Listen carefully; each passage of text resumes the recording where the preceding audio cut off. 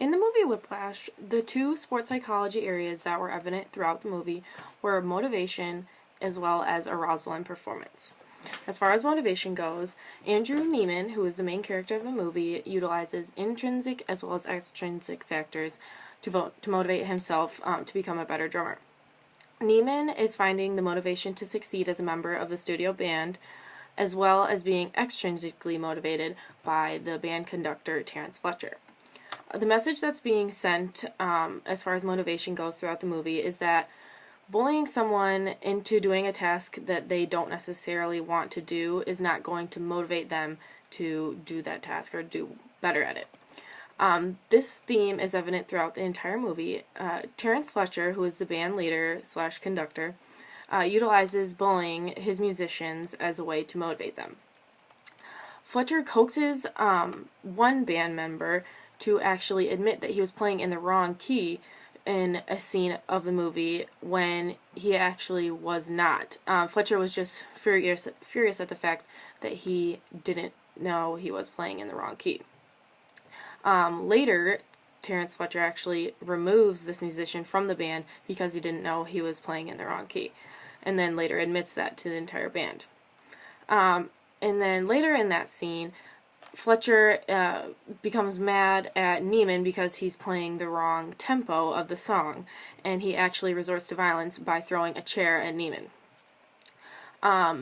Neiman actually later sheds a tear in front of the entire class because Fletcher's yelling at him about how he's incompetent of playing in the right tempo, and then he actually motivates Neiman to admit to the entire class that he is upset while he is crying.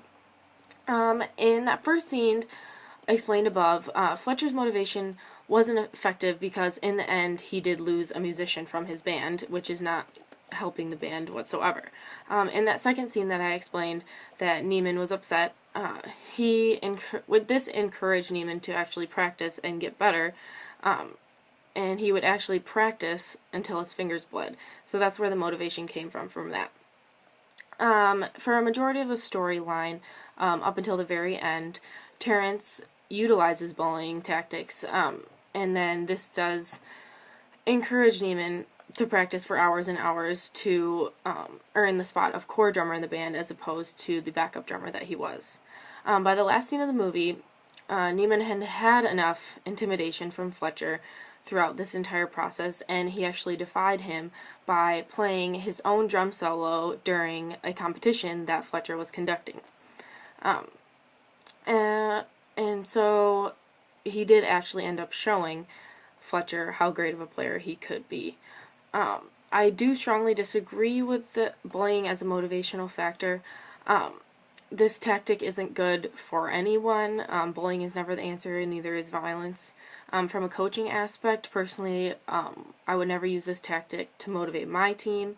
I wouldn't never recommend this tactic to others. You should always personalize your motivational factors to each individual player to get them to play at their full potential. As far as the second sports psychology area goes, arousal and performance was also an evident theme throughout the entire movie. Every member of the band that Fletcher conducted could state that they were suffering from stress and anxiety from all of the pressure that Fletcher placed on them to be perfect, which in turn affected their overall performance in the band. Musicians, they were constantly stressed and anxious about perfecting their playing, and were constantly heckled by Fletcher if they made one minor mistake. It was apparent that Neiman was constantly stressed about keeping his position as the core drummer from the studio band because throughout the movie it flashes to him practicing for hours and hours again till his fingers bleed until he could get this tempo correct. The message being sent about arousal and performance is that positive and negative stress can directly affect performance. The negative stress can hinder your performance, as well as the musicians in this case, and then the positive stress can actually help it. The movie showed this by Neiman dealing with his stress and practicing his pieces of music for hours and hours on end. Fletcher took his stress and anxiety out on others and was more extrinsic about that.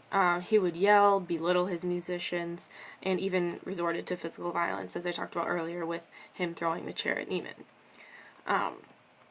These tactics that he used, Fletcher, were sometimes effective, but usually not all the time throughout the movie.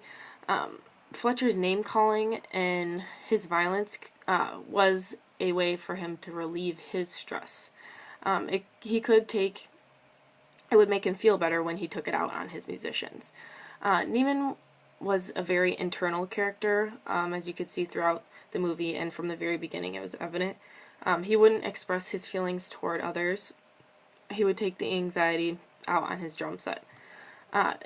He was very stressed at one point when he cried, like I talked about earlier, in the studio, because of Fletcher yelling at him to play the song at the correct tempo.